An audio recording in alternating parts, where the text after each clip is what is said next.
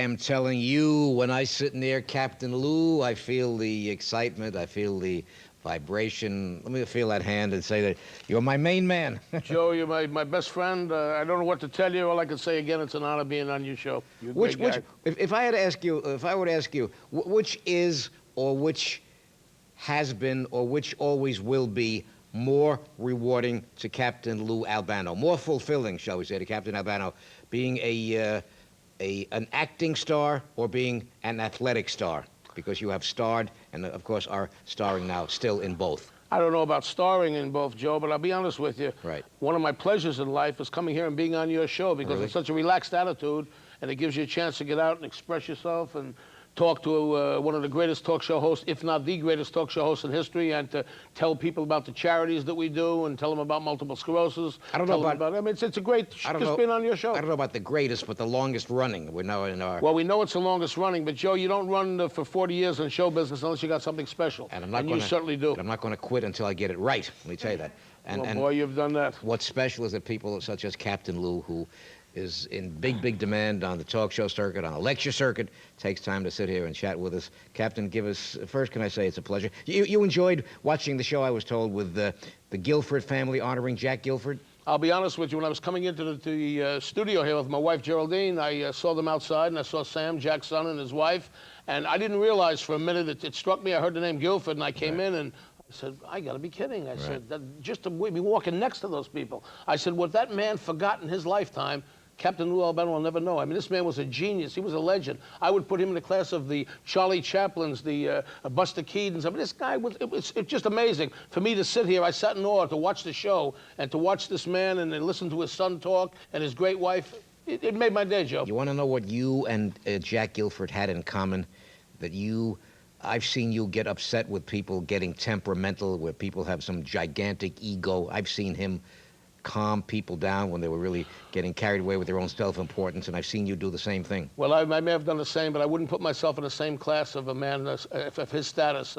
As I said, I felt honored even being in the same studio here that his son appeared in. Some of the things that we're doing now today, Joe, I'm involved, with multiple sclerosis. We'll be getting ready for our Ugly Bartender contest. Ugly Bartender. That's right, and it's ugly. I interpret ugly as one look at my face, but the different companies that sponsor the contest, like Miller, Coors, Budweiser, they interpret ugly as understanding, generous you. And we tell the children, there's nothing wrong with a soda. If you're going to have a beer or two, make sure you don't drink and drive, and you're of age to have a beer or two. And they are behind us in raising money for multiple sclerosis. Where will that be held? That will be held. The Ugly Bartender contest starts in September in the Northeast here or the New York area. And, of course, different parts of the country at different times. And Robert Gersh is behind that, and we're raising money for MS. And Ugly Bartenders are contenders for that? Well, they have bars, and every time you put in a quarter, a nickel, a dime, there's a vote towards Ugly. And Ugly, actually, people like Cyndi Lauper and Julie Andrews and so forth, they interpret Ugly as understanding, generous, lovable you. And MS is a disease that there are millions throughout the world that have, and it's just a little bit you can do. We're trying to help knock MS out. I've also become involved with Walter Zacharias. Yes. That is Zebra Books. Yes. Walter was the chairman of the, I should say, the United Cerebral Palsy. I know Walter. Okay. Walter is one of the independent book owners, one of the only independent book owners in America left today. And he asked me, Captain Lou, he said, would you come out? And he said, dude, they have the walkathon. It's the bike walkathon. Good thing. And that'll be held on October 13th in the Queens area. And it's to raise money for that dreaded disease, cerebral palsy, so that we can make these people live a little better, a little more efficient. And they have 1,000 people in the Queens chapter. And we're going to have this, it's actually a bike and walkathon. I know somebody who just studies all day long and never exercises, and I tell this fellow. I mean Socrates tells him, and I tell him too. But Socrates and me, good team. We tell him it's got to be a healthy mind, which he's got, plus a healthy body. I mean, if you're neglecting one, you're not being fair to yourself, right? That's true. That's true. Right. When you talk about people, Joe, with cerebral palsy, you got to understand that these people are defenseless. I mean, they need our help, and the United Cerebral Palsy Organization is right there. They raise the money; it goes directly to the cause. There are over 1,000 people that are with therapeutic aid, or helping them to live better lives, so they can get out there and they can produce, and they have jobs, and they live out there in Queens, and they have a therapist that work with them, and this is for the betterment of the public. For those lucky enough to be afflicted with nothing, you should still make a note that you're not a whole person if you're just studying. You must exercise. It's important. You need exercise. You exercise the mind by reading and by going to school. For the children out there, the youth of America, a lot of you may be interested in athletics. That's fine. You want to be a baseball player, you want to be a football player, you want to be a wrestler, you want to be a boxer, okay, fine. But before you do any of this, you must have the education. I mean, that's what makes this country great. America, you have the opportunity here to get out, to educate yourself, and to better yourself. Now, if you don't have that to fall back on, you're in trouble. Let me ask you now, I've wondered about that, and I was involved in a minor debate. Let's say an entertainer out there makes $90 million a year. And some of them are making $90 million. Which some do, yes. Somebody was asking me, do they have a response? Do they have any kind of an obligation to repay society in any way?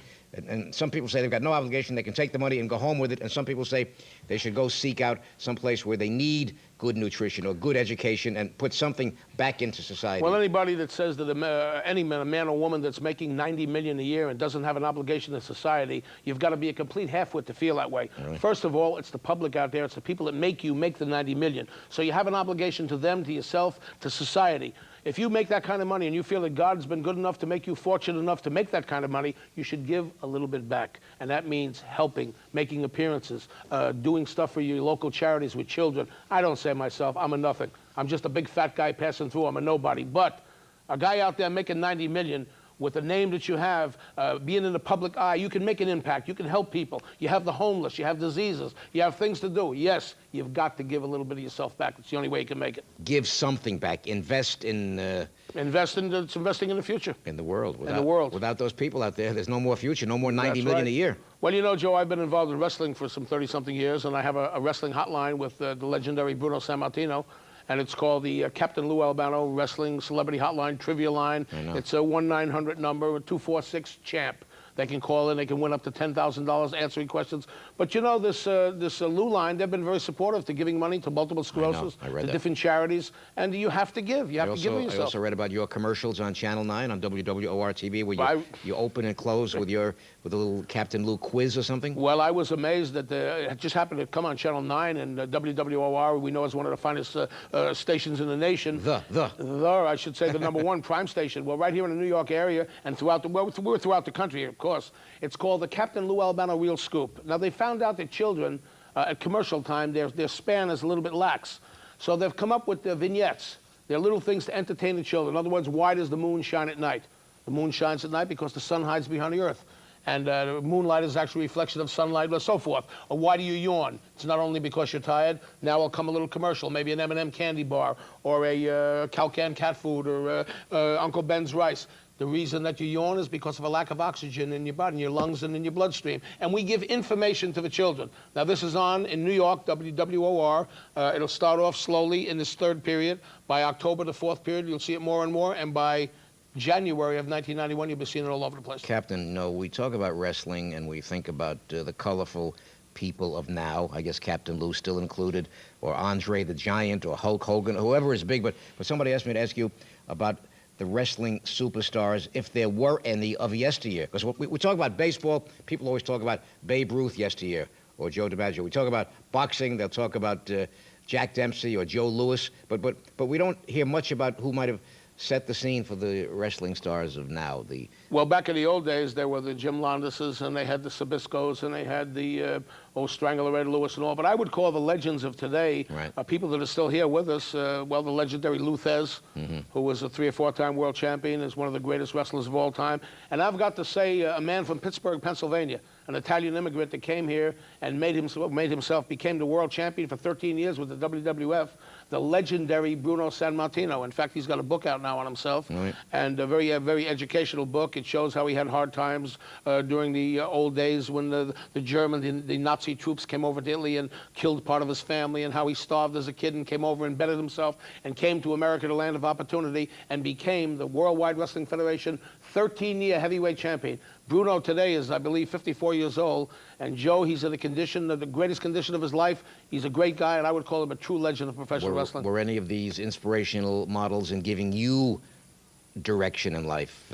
Well, I looked up, actually I started in before Bruno Sammartino and so many of them. In wrestling itself, I never considered myself a great wrestler. I considered myself a mediocre. On a 100% level, I would call myself a 50% wrestler. But what I did figure myself was as a manager, the hype man, the man that got behind the screen. Right. Professional wrestling, they advertise it as sports entertainment. But I can tell you this, they're the finest athletes in the world. For big men that can do what they do repeatedly, night after night. And I had 17 world champions, 2 intercontinental champions, and 1 world single champion. And I felt that as a manager, I was the man that would hype the matches and tell you what my men were going to do and how good they were and what we were going to do and where we were going to do it and who we were going to beat and why we were going to beat them. So as I said again, I respect professional wrestling, and I feel they're some of the world's finest athletes. And one of my finest moments is when I do my Captain Lou Albano mailbag. Maybe 1 or 2 here chosen from dozens of letters. Can I say it? Yeah. By the way, Joe, speaking about the wrestling, I also have the book out, Captain Lou Albano's Wrestling Classic, London publication. I've seen it. You'll see it out with my picture all over the market. This captain from a 17-year-old boy from Staten Island. He Let's says, hear it. How's he right here? I've won $200 so far in amateur wrestling in high school. I relieve my anxieties through wrestling and actually get better marks, and I get along better with my cranky sister after I wrestle. That's cute.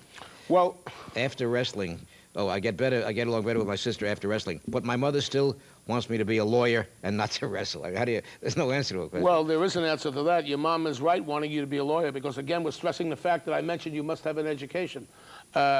Wrestling is an outlet. Wrestling is a sport. Amateur wrestling is unbelievable, so such as professional wrestling. It trains the mind and the body.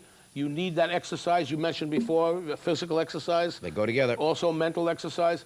But your mother is right. You have to fall back on something. To be a lawyer, to be a doctor, to be a teacher, you need the education. Suppose you go out and wrestle and hurt yourself, and you're not able to pursue a career in wrestling. What are you going to do? How are you going to make a living? You have to have the education. So go to school, finish high school. If you're good enough, you may get a scholarship to college. Go on to college as a wrestler. Come out of that there. You'll be trained in another field, so you can go to the wrestling. If that doesn't work out, bing, you have something to fall back on. This letter, that's right. Good to have a double occupation. Definitely. This letter is typical of several. Captain Lou Albano, care of the Joe Franklin program, WWOR-TV, Secaucus, New Jersey. All of your advice and all of the advice given to youngsters in my neighborhood relating to say no to drugs has not been very successful. Your expertise might give us a broader outlook. How do we go about persuading young people to develop themselves fully without without drugs? I came out here, Joe, several times, and I hollered and yelled. I don't know if that's getting the thing across, Joe, by yelling and screaming and hollering. Not so far, no. I can just say this, that I'm close to 60 years old, and in my day, back in the Bronx, Mount Vernon, New York, I had a lot of friends that all knew what they were doing with drugs. In the old days, it was heroin. They all said, we know what we're doing. And today, 90% of those people are dead. And the ones that are not dead, they've been into rehabilitation and troubles and all. Drugs can't help. Anyone that comes to you and tells you to try something, a drug, is not your friend. Believe me, it's the little man or lady that can stand up and say no. That's what makes a man or a lady. When a friend, a so-called friend, says try this or try that, he's not trying to help you. He's trying to pull you down. Don't be afraid to go to your mom, your dad, your rabbi, your priest, your minister, your teacher. But you've got to say no, because drugs will destroy and kill our nation. They worry about communism. They worry about this and that. Worry about the drug scene that's killing America. Worry about the pushers that are pushing on 10-year-old kids, getting little kids and having that kid grab 10 other kids. I told you before, personally, I'd execute them. If you can't do that, life imprisonment with no parole. Captain, you're destroying our nation. Captain. Just a minute, Joe. That's what'll kill our country. You're right. Get around and say no, because that makes a man or a lady. And if you do drugs, I'm Captain Lou, and I'm telling you, you go to hell before you die. Now, if that doesn't leave an impression, then you're in trouble. Say no. If that doesn't do a little bit of the trick, then I'm going to quit show business. Let me tell you something. There is something sincere and straightforward and from the heart. That should be excerpted and put onto a 1-minute public service announcement. Captain. Well, it's true, Joe. I've got 7 grandchildren, my 7th grandchild on the way and 4 kids.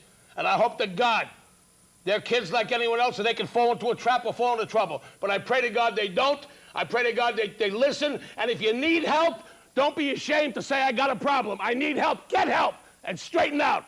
These letters that we've been getting here, you know, Perry Como had a little segment once called Letters. We get lots and lots of letters. They do motivate a lot of excitement here. Well, once again, a touchy subject. We hinted at this the other day with the Guilford family. My mother says that wrestling and prize fighting, writes this young man, or this young lady, is barbaric. Boxing and wrestling have left too many people mindless, punch-drunk, mentally destroyed, mentally deranged, and physically crippled. She doesn't care that they call it sport. To her, it is